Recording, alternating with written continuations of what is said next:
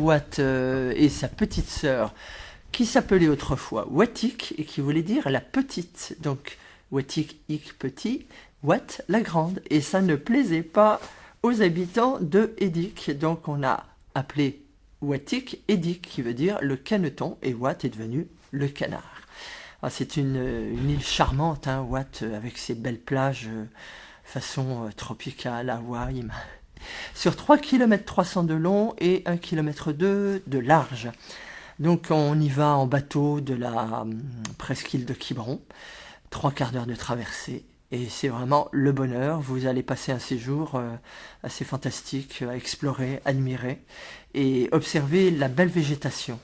Alors, je rappelle que la végétation est protégée, on ne cueille rien. Et donc c'est une île qui a été occupée déjà depuis très longtemps.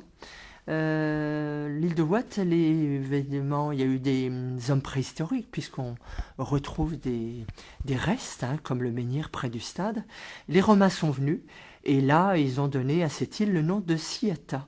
Et on dit que la tradition, vers le VIe siècle, Saint Gildas, qui a quitté son île de Grande-Bretagne, accoste en terre de Petite-Bretagne, et le nom de Yoata Wat, avant de s'installer à Ruisse.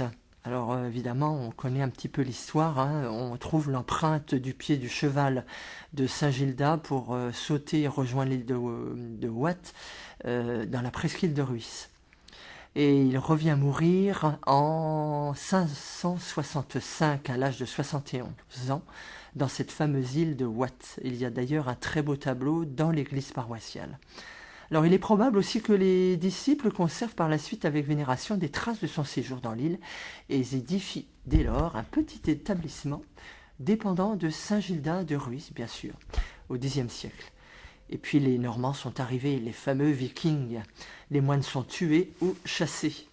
Comme toute la région bretonne d'ailleurs, il y a eu beaucoup de dégâts et de vandalisme. Alors on fait mention d'un monastère ou prieuré au XIIIe siècle. Et la tradition suppose que le prieuré Saint-Gildas dépendant de l'abbaye de Saint-Gildas de Ruisse, ruiné par les Normands, aurait été restauré au XIe siècle par Félix dans le vallon de l'Aisne-er-Wet. Alors Wet, hein, c'est une diminution de Quet, Gouet, le bois. Et l'Aisne, c'est pareil, une mutation de l'Ande. Et donc on voit des ruines de la chapelle de ce nom. Alors là, il faut bien chercher parce que la végétation est dense et même s'il y a eu des coupes franches dans le travers de l'île, en allant vers la côte rocheuse sauvage, faut emmener une boussole presque parce que j'ai failli me perdre. Les ronces sont incroyables, mais on finit par retrouver on quitte la côte océane pour retrouver le côté Ponant. Finalement. Donc voilà, et il y a les pirates évidemment qui sont venus dévaster Wat et Edik. Ils ruinent la chapelle et le couvent. Une fois de plus, les moines ne sont pas tués cette fois-là, mais se réfugient d'Ardard à Saint-Gildas de Ruisse. Et le prieuré n'est jamais rétabli par la suite. On comprend pourquoi. Et évidemment, sous l'autorité d'un abbé, Wat est souvent pillé, malheureusement, au fil des siècles. Et on apprend même qu'en 1548, il y a 24 vaisseaux, 12 frégates qui investissent l'île. Malgré les tentatives, telles que celle du gouverneur de Belle-Île et de Nicolas Fouquet, celui qui était intendant à Belle-Île, pour se rendre acquéreur de l'île de Wat, l'île restera la propriété de l'Église jusqu'à la Révolution. Et Wat est une ancienne trève de la paroisse de Saint-Goustan de Ruisse, rappelons-nous, Saint-Goustan à Auray.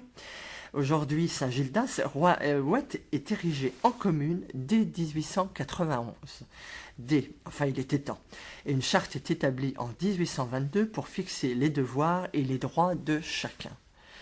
Et cette île porte un nom breton, évidemment, on l'a dit tout à l'heure. Alors, on parle du canard qui viennent s'ébattre et s'abattre sur l'île par bandes nombreuses sur les rochers. C'est vrai que quand il y a beaucoup de vent, les oiseaux se réfugient sur les îles. Hein. On a même retrouvé, il n'y a pas très longtemps, suite à la tempête, un petit guillemot dans les algues, hélas. Je crois qu'il y avait même aussi un pingouin torda.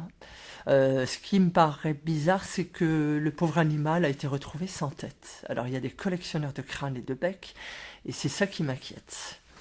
Enfin voilà, bon, pour revenir à Watt, elle est protégée par de nombreux îlots qui font partie de son territoire, hein. Il y a la chaussée de Bénéguette qui, je dirais, ça fait une superficie assez grande, hein. On parle de 600 hectares, une population de 200 habitants qui varie selon les naissances, bien sûr, hein. On dit avec joie qu'il y a eu un couple avec enfants qui s'est installé il n'y a pas longtemps à Watt. Et bien sûr, sur la côte sauvage, plus déchirée, plus élevée que celle de Hédic, et en plusieurs endroits, sa hauteur peut atteindre 30 mètres. Alors imaginez, quand il y a du vent, comme en ce moment, ça doit bien secouer et ça doit être très joli à photographier. Il y a plusieurs grottes creusées par les vagues, des petites baies remplies de sable jaune, et on dit que les Celtes ont laissé sur ce sol de nombreuses traces de leur séjour. Alors des fragments de silex, de poterie, alors tout ça, ça vient peut-être un peu plus en amont de la préhistoire.